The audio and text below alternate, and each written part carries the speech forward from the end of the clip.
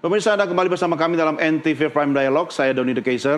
Dan kalau kita bicara dengan format di mana juara series harus bertarung lagi dengan pemilik peringkat 2 hingga 4, Persib Bandung menggondol juara Liga 1 tahun 2024. Dan hasil itu memberi tiket pada Persib mewakili Indonesia di kompetisi Asia 2024-2025. Sebagai klub kolot alias senior, tua, Maung Bandung ini tetap eksis di kancah sepak bola nasional. Tapi mereka belum sanggup berbicara di level Asia. Dan kami ajak Anda untuk berdiskusi tentang Persib bersama narasumber yang sudah kami hadirkan di studio adalah Koordinator Save Our Soccer Akmal Marhali dan juga Direktur Olahraga PT Persib Bandung Bermartabat Aditya Putra Herawan. Bung Akmal, apa kabar? Baik. Terima kasih bersama kami. Kita sapa ada Bung Adit. Selamat malam, Bung Adit. Selamat malam, Bu Noni, Bung Akmal. Selamat malam. Malam. Iya, sekarang biar adil saya tanya komentarnya Bung Akmal dulu nih. Soal Persib sekarang nih bagaimana? Persib luar biasa ya, gitu kan. Cuma permasalahan harapan kita, ekspektasi kita sangat besar. Persib ini bukan lagi Bandung juara, tapi Indonesia juara. Gitu kan. Ketika kemudian Persib menjadi wakil Indonesia di pentas Asia ya. Karena sejauh ini kita melihat bahwa klub-klub kita di pentas Asia pasca era 1970-an sampai 1990-an itu kita merajai di pentas Asia gitu. Sebagai contoh PSMS sempat menjadi peringkat 3 Liga Champion Asia. Kemudian juga kita lihat Kramayuda 3 Berlian sampai semifinalis Liga Champion Asia 1985. Terakhir Pelita Jaya sebagai semifinalis Liga Champion Asia juga. Tapi belakangan sejak era Liga Indonesia digulirkan pada 1994 sampai sekarang gitu kan. Mungkin baru Persib yang prestasinya cukup lumayan ya dalam tanda kutip karena lolos sampai babak 8 besar Liga Champions Asia. Ketika itu saya ingat sekali digelar di Stadion Siliwangi. Persib mengawali dengan menang agregat 2-1 melawan Bangkok Bank. Kemudian di ronde 2 menang 5-2 melawan Pasai klub asal Filipina. Kemudian lolos 8 besar. Di 8 besar ketika itu kalah 2-3 dari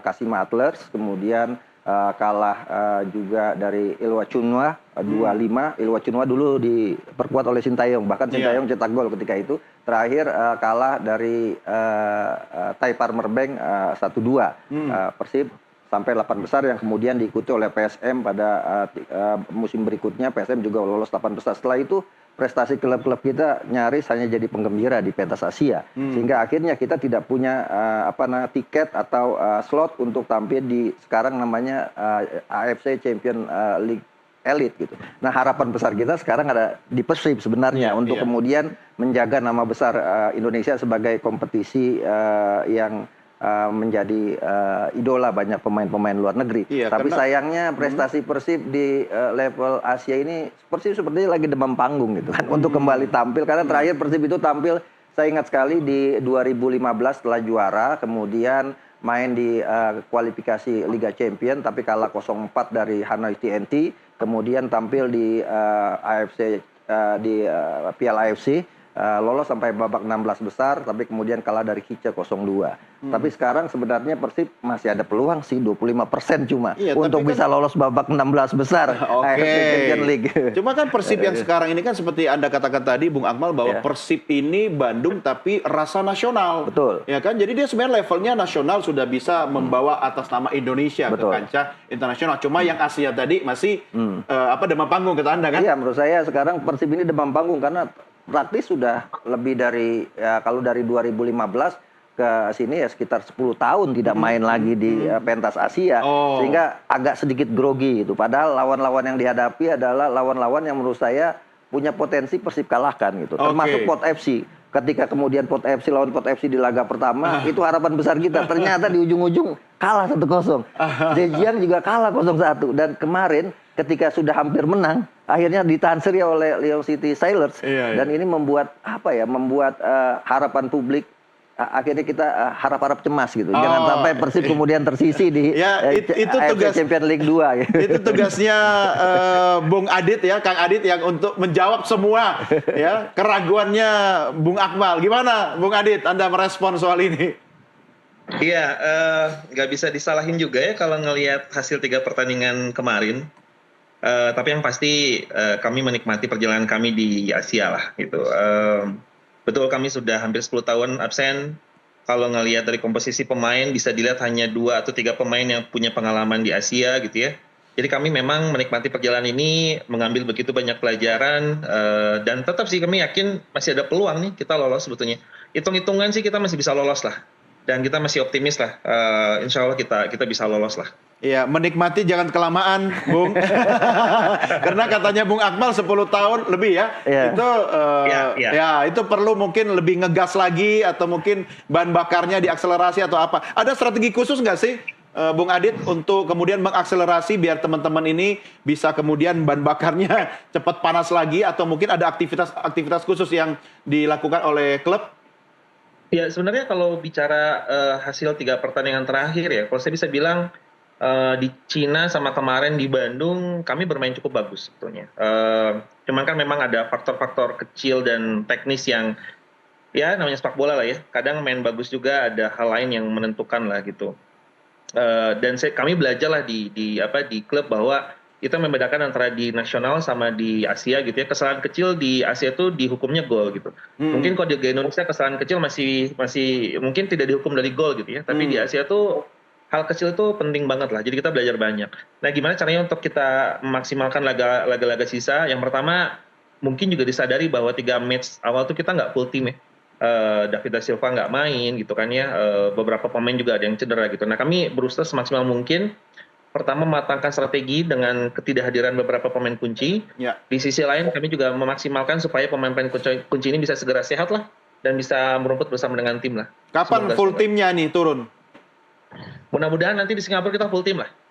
Full tim lah insya Allah di Singapura. Oke, gimana Ya. reviewnya, Bung Akmal? Ya kalau saya lihat Persib sepertinya sangat ketergantungan kepada David da Silva gitu. Ketika David da Silva absen, penampilan Persib sedikit menurun ya. Walaupun Persib sekarang tercatat sebagai tim ya di kompetisi domestik ya.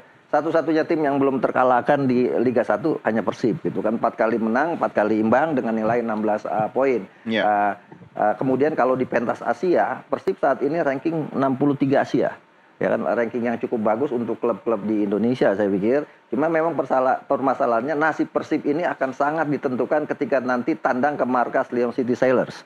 Ketika kemudian bisa menang, itu akan ada peluang sedikit terbuka. Tapi kalau kemudian seri atau apalagi kalah, mungkin Persib akan lempar handuk atau lempar bendera putih di pentas Asia dan mencoba lagi mungkin musim depan gitu. Nah, kalau untuk mencoba lagi musim depan, syaratnya Persib harus juara Liga 1 lagi ya, gitu kan. Mungkin saya nggak tahu apakah Persib musim ini memang ingin konsentrasi mempertahankan gelar juara untuk kemudian tampil di pentas Liga AFC Champions League level 2 ini sebagai ajang adaptasi lagi setelah 10 tahun tidak tampil sehingga penampilannya tidak seperti ekspektasi kita sebagai pecinta sepak bola kan. Mungkin itu salah satu strategi kali. Ya bisa, mungkin saja gitu. Tapi kan sekarang kita akhirnya berharap kepada Pot FC untuk Persib bisa lolos. Pot FC kalahkan semua lawan-lawannya, Persib kalahkan semua lawan-lawannya termasuk mengalahkan Pot FC nanti di kandang Pot FC. Itu yang menjadi berat. Sementara misalnya Lyon City Sailors kalau kita lihat setelah imbang 1-1 dia sudah kalahkan Zhejiang.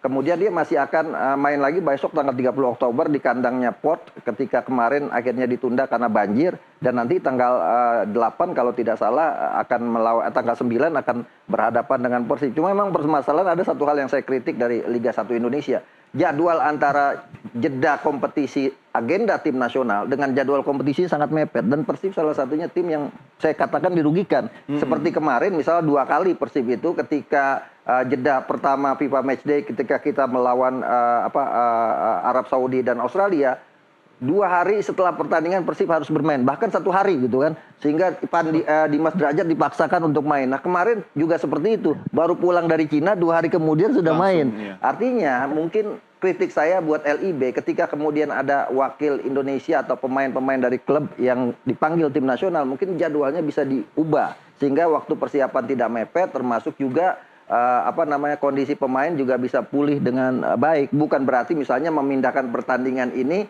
ke pekan berikutnya, bukan kan jadwal liga kompetisi kita kan saat ini kan dimainkan Senin, Selasa, Rabu, Kamis, Jumat. Kemarin saya berpikir Persib itu bisa dimainkan jauh hari setelah para pemainnya, baik itu Dimas Drajat atau kemudian Dewa United atau kemudian juga Persija kemarin, ketika baru selesai para pemainnya membela tim nasional, besok sudah main lagi. Ya, ini mungkin salah satu kritik yang harus kita kedepankan. Ya, mungkin salah satunya penyebab Persib tidak bisa tampil maksimal karena jadwal padat. Kemarin misalnya dalam rentang 22 hari Persib harus memainkan 6 pertandingan. Dan ini menurut saya jadwal yang sangat gila gitu kan untuk sebuah kompetisi di mana Persib juga ada harapan besar dari publik bisa berprestasi di pentas Asia gitu. Iya, ini harus saya konfirmasi ke Bung Adit. Artinya perlu fokus dan strategi khusus ya kalau melihat penjadwalan, kemudian pemain dan bagaimana menjaga kekompakan, membangun komunikasi yang efektif. Apa sih yang dilakukan oleh manajemen klub sekarang untuk fokusnya itu kemana dulu? Kemudian Persib akan melakukan strategi apa? Soal tadi apakah jadwal yang Bung Akmal katakan itu merugikan Persib atau tidak? Nah, bagaimana Anda mensikapinya itu, Bung Adit? Sebenarnya saya ingin berterima kasih ke Bung Akmal, saya sudah menyuarakan isi hati sebenarnya. Sudah mewakili. Sudah mewakili isi hati, karena memang di bulan September awal tuh kami sempat bersurat lah ke PT LIB karena kami menyadari ada jadwal yang sangat memberatkan lah.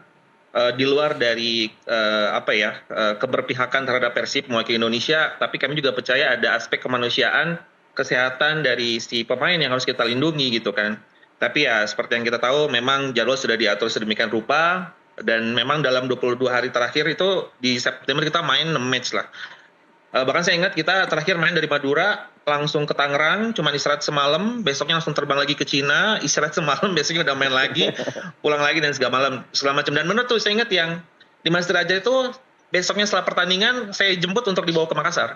Jadi benar-benar udah sip-sipan tuh udah benar-benar lah. Cuman ya kita juga gak mau mengeluh, tapi memang itu apa adanya. Apa yang bisa kami lakukan adalah memang jika dilihat di awal musim kita coba merekrut pemain-pemain yang lebih banyak dan memperkuat kedalaman skuad lah gitu. Jadi dan salah satunya adalah pemain-pemain yang punya peran dan punya kekuatan di versatile ya. Bisa bermain di berbagai macam posisi lah. Seperti Coach Ijan contohnya. Dia bisa main di back, bisa main di DMF. Jadi itu menjaga kedalaman skuad lah. Jadi itu salah satu yang lagi kita coba tingkatkan.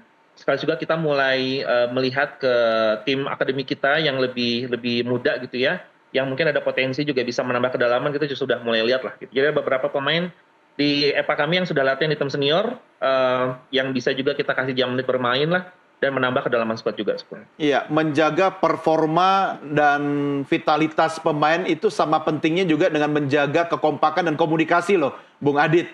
Ya, apa langkah-langkah yang dilakukan manajemen sehingga mereka ini walaupun dengan jadwal yang ketat gitu kan, tapi kena faktor mental ya, Bung Akmal ya, itu bisa membantu memberi booster buat mereka.